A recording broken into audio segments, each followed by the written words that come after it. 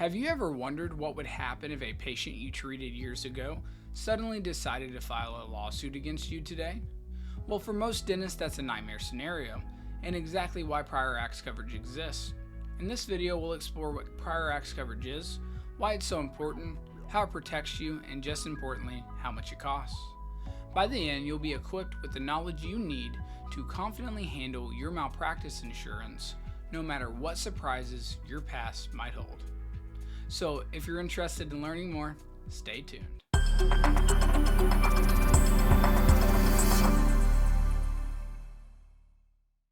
Welcome to Insurance by Dentist, where we are dedicated to educating and simplifying insurance for dental professionals.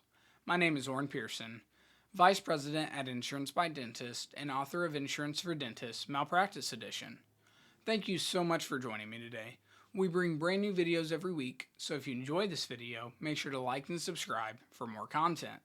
Let's jump right into today's topic, prior acts coverage.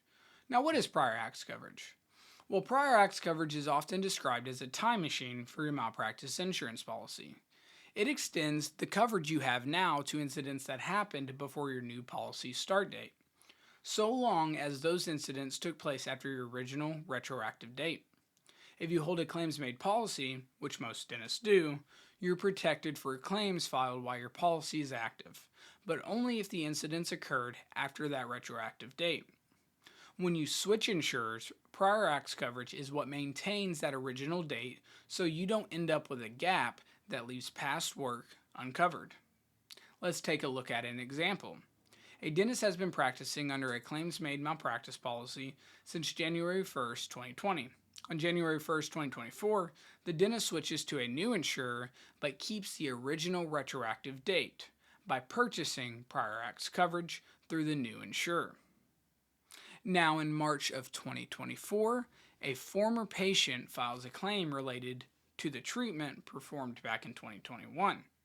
Because the dentist purchased prior acts coverage with the new insurer would provide protection for this claim even though the incident occurred while the dentist was still insured by the previous insurer. Now, without prior acts coverage, the dentist would have needed to purchase expensive tail coverage from the original insurer when changing carriers to ensure protection against claims arising from previous practice periods. Prior acts coverage, therefore, provides a seamless, cost-effective way to maintain continuous protection when switching claims-made insurers. Dentists typically need prior acts coverage when switching malpractice insurance carriers under a claims-made policy. If a dentist moves from one insurer to another, prior acts coverage allows them to retain protection for claims arising from treatments performed under their previous policy, without the substantial cost of tail coverage. Without this coverage, they would be responsible for purchasing an expensive tail policy from their former insurer or risk being unprotected against future claims related to past work. Another common scenario is when a dentist changes employment or relocates their practice.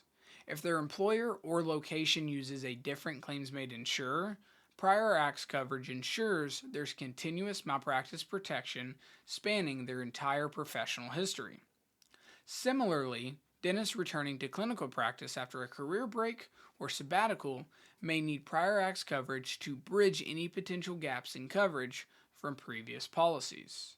This coverage effectively provides seamless, cost-effective protection across practice transitions, job changes, or geographic relocations, significantly reducing financial risk and administrative complexity.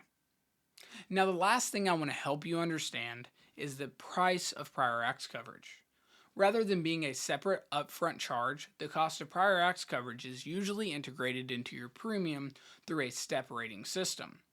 This means your policy premium gradually increases each year to reflect coverage extending further back in time, eventually stabilizing at a mature rate, typically after 5 to 7 years of continuous coverage. For example, if a dentist has maintained continuous insurance for 4 years and switches to a new insurer, the new policy would start at a 5th-year premium level rather than a lower first-year rate. This increased initial cost reflects the extended exposure period the insurer is covering. Now, the last thing I want to help you understand is the price of prior acts coverage. Rather than being a separate upfront charge, the cost of prior acts coverage is usually integrated into your premium through a step rating system. This means that your policy premium gradually increases each year to reflect coverage extending further back in time, eventually stabilizing at a mature rate, typically after 5 to 7 years of continuous coverage. For example, if a dentist has maintained continuous insurance for 4 years and then switches to a new insurer, the new policy would start at a 5th-year premium level rather than a lower first-year rate. This increased initial cost reflects the extended exposure period the insurer is covering. However, this step rate increase eventually levels off after reaching that mature date. Additional prior acts do not further increase your premium. Several factors influence the specific cost of prior acts coverage for dentists. Primarily, the length of the retroactive date, how far back the coverage goes, is the most significant factor. The longer the retroactive period, the higher the premium until the policy matures.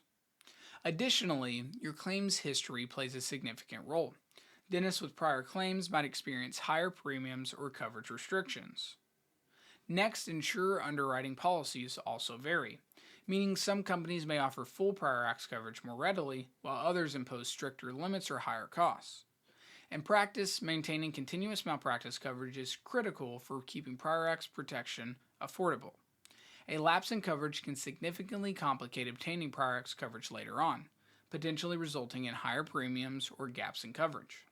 Overall, the incremental premium increase dentists experience for prior acts coverage provides valuable protection, ensuring professional activities in the past remain insured without incurring large, upfront costs associated with tail coverage.